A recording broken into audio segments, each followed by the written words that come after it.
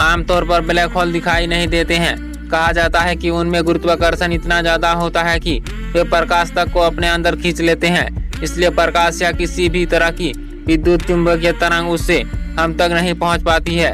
हमें जो भी उनके बारे में पता चल सका है वह उनके आसपास हुई घटनाओं के कारण पता चल सका है। लेकिन एक अध्ययन में शोधकर्ताओं ने बताया कि ब्लैक होल 3D होलोग्राम की तरह क्यों दिखाई देते हैं।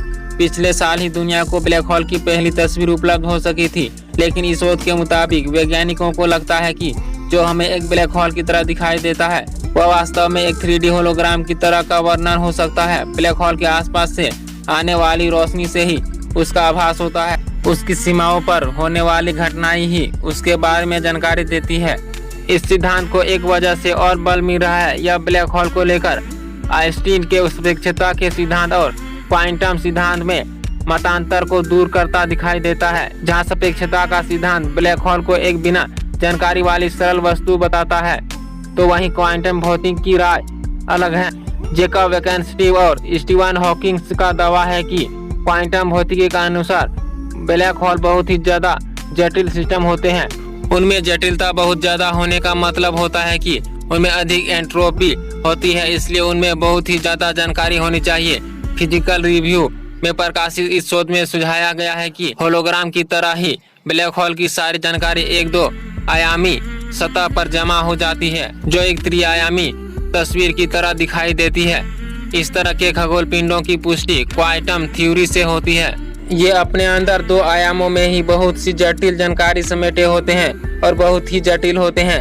हैरानी की बात तो यह है कि यह धारणा महान वैज्ञानिक अल्बर्ट आइंस्टीन की थ्योरी ऑफ जनरल रिलेटिविटी यानी कि सापेक्षता के सामान्य सिद्धांत से मेल खाती है। इस सिद्धांत के मुताबिक ब्लैक होल सरल गोलाकार त्रिआयामी होते हैं। ऐसा ही कुछ पिछले साल जारी इनकी पहली तस्वीर में भी दिखाई दिया था। इटली के शोधकर्ता फ्रांसिस्को बेनिनी और पाओलो मिनाल इस नई थ्योरी को बनाया है। उन्होंने इस सिद्धांत को 30 साल पुराने होलोग्राफी सिद्धांत के आधार पर बनाया है।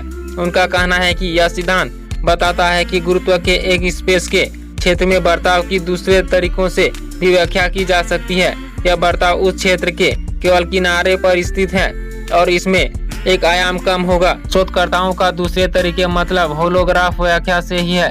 इसमें गुरुत्व स्पष्ट रूप से नहीं दिखाई देती है, एक आयाम के हटने से हो सकती है आसानी। शोधकर्ताओं के अनुसार इसे ऐसे भी कह सकते हैं कि इस सिद्धांत से गुरुत्व की व्याख्या ऐसी भाषा के माध्यम से हो रही है जिसमें गुरुत्व शब्द ही नहीं होता है। इसमें उसका क्वांटम मैकेनिक्स से टकराव नहीं होता है। शोधकर्ताओं का कहना है कि जिस तरह होलोग्राम 2 आयामों में ही 3 आयाम की जानकारी दे देता है, उसी तरह ब्लैक होल के बारे में भी जानकारी मिल सकती है।